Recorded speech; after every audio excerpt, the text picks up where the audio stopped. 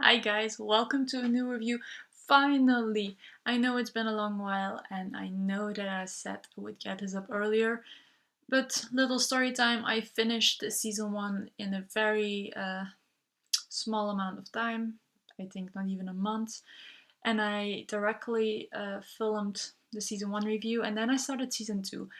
And this always happens to me with House of Anubis season 2. I love the story and I enjoy that it's 90 episodes, but I always get stuck somewhere in the middle. So right before the dance, I always quit because I enjoy the dance a lot, but like the whole dating thing, should Fabina stay together or not, I really don't like.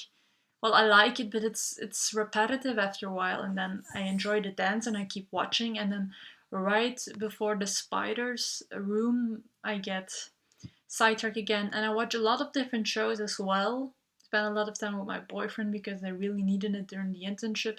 The internship got in the way, everything got in the way. I've subbed a lot more, so watching shows just backtracked a little bit, and House of Anubis was one of them. But then 3 days ago, I still had to finish 2 DVDs of the 6. And I remember finishing at the moment where Eddie sees Sankara on the video. He had to look through for Joyce for the school newspaper, I think. So it's like, okay, let's do this. Let's finish it. Because I really love season 3 and I might watch it straight after this as I've only 2 weeks of internship left before the summer holidays. So let's do this. Also, sorry for the lighting. It's very dark outside. We have had thunderstorms for a month now, which isn't usually the weather around here. So yeah, I couldn't get any better lighting, and that's why the back of my room is that dark as well, because I'm sitting in front of my window. So I have these.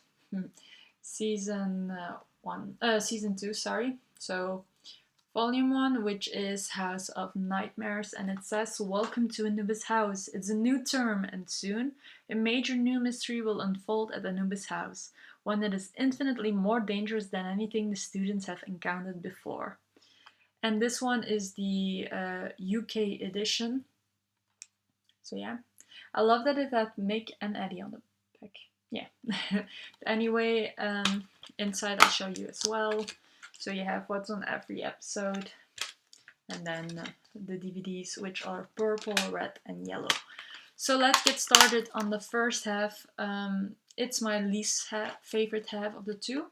It ends at, now I have to check, because there aren't really mid-season finals, I believe, in House of Anubis. So yeah. It ends when Eddie tries to prank Mr. Sweet, and then with a task in the tunnels, and Sankara being angry at Nina. That's basically what it says. So yeah, not much to go off, and I finished this DVD pretty quickly. But like, my favorite part of season 2, volume 1, is most definitely the dance. It's dramatic, it's peak drama, and I just love it. I don't have much more to say about it. I just adore it so damn much. It's so dramatic, it's so typical. I like love triangles, even though I think it's an overused trope. But when this came out, it was the rage to put love triangles in everything. Literally everything. It's the time Twilight came out, I believe. Yes. So yeah.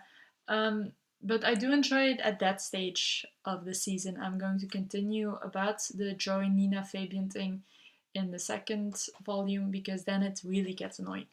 But in this, it's so worked out, and just accept the bad graphics of her falling down the chasm. I think it's chasm, yeah. It's so good. It's typical. They all look pretty. The side plots are amazing, and I very much enjoy it. Sorry if I'm a bit slow. I'm recording this right after my workday, and it's been a busy one. So yeah. Things I liked as well is the way it leads up to the tasks. It doesn't take a long time, and there are many tasks. I believe 9 or 10 over the whole season, which I enjoy because I personally think that in Das Haus Anubis and Haus Anubis there aren't enough tasks in season 3 to keep it entertaining on the mystery side, and that was really the case in House of Anubis. Let's continue with least favorite storylines. It's the way Mara tries to make Mick leave. Instead of just telling him, "I love you, but I want to go," she makes up this whole uh, well, lying, just showing him that they don't fit together, make him hate her in a way. And it's ridiculous. Just tell him you love him, but that he has to go because this is his best opportunity of getting a good career and doing what he loves. It isn't that difficult. Just say it. So yeah, that's that. Another thing I loved is Eddie coming in. Eddie is my favorite male character on House of Anubis, even though I don't like him in the beginning. But the more he progresses, especially in season 2, I'm like, okay, Berkeley did a good job at acting it, but the character is fleshed out as well. And the fact he's the Osirian, so spoiler, sorry, but everyone who's watching this has seen House of Anubis. And the fact that he's the Osirian makes it amazing, even though they probably brought it in to find an excuse for Natalia leaving and along him, the chosen one, and like, we need some magical person to get the mystery going in House of Anubis, even though that's not needed in the other version. So yeah, that I also love. Fave and least fave characters, fave and least fave ships. Fave ship in this season, and I hate to say it, knowing what's going to happen in season 3, is Jerome and Mara. I do think that the story arc of him making her a better person is overused a lot, and that it's been going on since season 1, but it really works in here. Even though I think Jerome doesn't do it for Mara, he does it for Poppy, for his dad. So yeah, that I don't really like, but I do love that Mara really goes with him, that we see him with his dad, that we see them all together, that Poppy grows closer to Mara, so it's only logical that they form a couple at the very end. But I do think it's better fleshed out in the first half than in the second half, because it's really backtracked until the last moment when John Clark's parole hearing is. And when Mick returns for like 3 episodes, which was completely useless, even though I enjoyed seeing his character again. So that's Faye's ship. Least Faye's ship, especially in this half, is Fabian and Nina. They are so frustrating, and it leads me immediately to least safe character in this half, and that's Nina. Girl, I know you're in danger, but shut the F up sometimes. She acts like she knows everything while she's literally stupid half of the time. She does this thing a ghost wants of her without looking why this ghost wants it.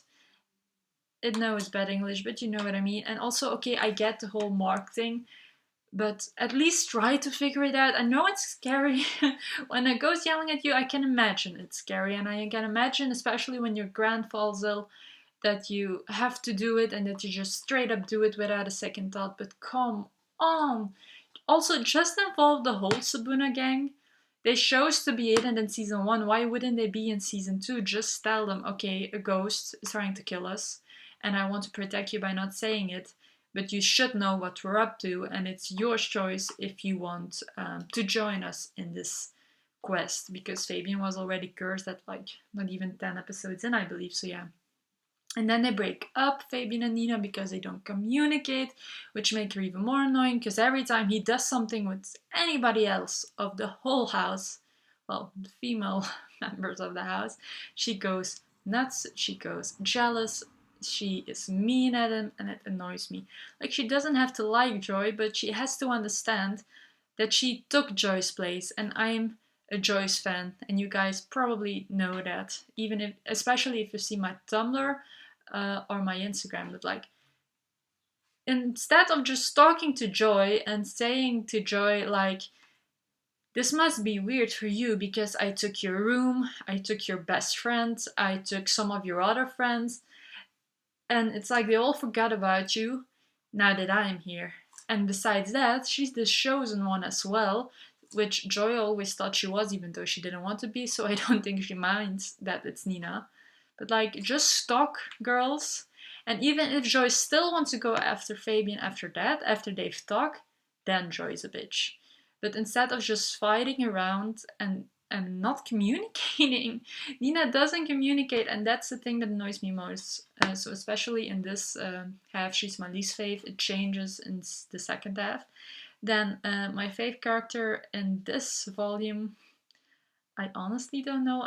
I'd like to say Patricia, because her bickering with Eddie is amazing. It's so much fun, even though I don't ship them as much as most of the fandom does, I believe. I ship them, but it wouldn't have hurt me if they didn't, if they weren't endgame. So yeah. But I just enjoy Patricia a lot, even though I don't like her in Haus Anubis that much. She is really so much fun in this version, and her sarcasm is amazing. So, time to talk about the second half. This is the Australian edition, so it's region 4 because I have a Blu-ray player that plays every region, and this one was incredibly cheap when I got it in 2019, and I thought, why not buy it in another region if it works? It doesn't have extra, sadly, but I don't mind. So yeah, it's called House of Clues, which I think is a silly title because they constantly search for clues. But anyway, welcome to Anubis' house. The race is on between Victor and the Sabunas in search of clues leading to the sacred mask of Anubis. And with Victor in the lead, Sankara becomes enraged. Meanwhile, Rufus makes his terrifying return and the mysterious collector is up to no good, causing major roadblocks for the Sabunas. It's a gripping quest as everyone searches for the true mask, and the terrible truth of Sankara's plan is revealed soon. One thing already, this spoils too much. The fact that Rufus is returning, and we all know, spoiler, that Rufus is the collector, is dumb to put it on here. And that Sankara's plan is soon revealed. It's revealed in not even 10 episodes from the end, so it's not soon as there are 45 episodes on this, so yeah. The inside is pretty much the same with a green DVD, a blue DVD, and a red one. So yeah. Opinion, I do think this half is a lot better than the first half, and I enjoyed it very much, and I binge it every time faster. Especially the last DVD is so exciting. Everything is coming to an end. Couples are reuniting or forming. We know about Yosarin. The final is good, even though I enjoyed the season 1 final a little bit more.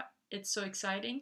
But the stupid thing about these DVDs is that it has the preview at the end, and the preview often shows the most exciting of the episode, and it's like nearly 30 seconds, so it spoils a lot. I try to push them forward, but sometimes I'm just not quick enough to the remote. So yeah, downside, but it's not the fault of the show, it's just the DVDs. Then I don't want to say too much because it's the same opinion as season 1, besides the fact that I enjoyed this one just a little bit more. I also enjoy that it's not only Nina on the cover but also Fabian, so yeah. Fave character, difficult one. I think Eddie. After Eddie gets in a relationship with Patricia, he changes a lot more. He becomes quite a lot like my boyfriend. Like he wants to do couple stuff. He wants to be cheesy sometimes, but not overly cheesy. And he's just a great character. Fave ship. I don't know. I think Fabina again, and it's ridiculous that I'm saying this because they still argue a lot. They're still the joy thing, which annoys me so much. So a little derail over here. Why is it still going on? I think it's even on the first DVD where they all lose something. So Fabian loses his memory, Patricia her voice, Amber goes old, Alfie grows young. Like that set of episodes. It's after Fabian calls Joy Pam because he forgot her name and he just knew it was 3 letters, which is such a sad scene. It broke my heart.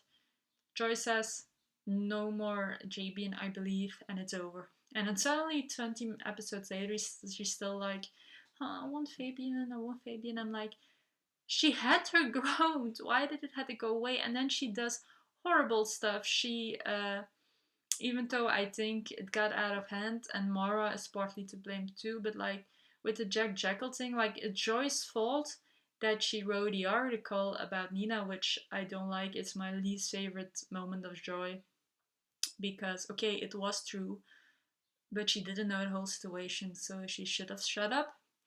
But I also think that it's not Joyce her fault when she says she's Jack Jekyll and somehow it takes credit for Mara's articles because Mara didn't want it to be revealed, and if she would have said it was Mara, it would have caused an even bigger shitstorm. Sorry for my language. So yeah, I don't think she's fully to blame there, but then yet again, she's fully to blame when she enters only her article into the blog contest and so on. Yeah, I am happy they didn't continue. I think I haven't seen season 3 in a year. Did they? No, don't think they continued school newspaper storyline in HOA, I'm glad because it was a shit show. I really didn't like it. So yeah, but fave character, not Joy yet. Eddie maybe. I don't know. I think it's difficult in this one. I do have to say that I enjoy Nina a lot more in this season. She isn't as in this volume. She isn't as mean anymore. She actually communicates, even though it sometimes still goes wrong. I don't know. I just liked her a lot more in this season. There's also less jealousy, even though it still gets out of hand, the JB and Sabina thing. And then my favorite half or favorite part of this whole season half is the Senate game. The ending, it's so tense, and even though I knew who would go down that rabbit hole thing, I enjoyed it so much. I enjoyed the ghost of Victor's father. Yeah, I have no words. I enjoyed it so much.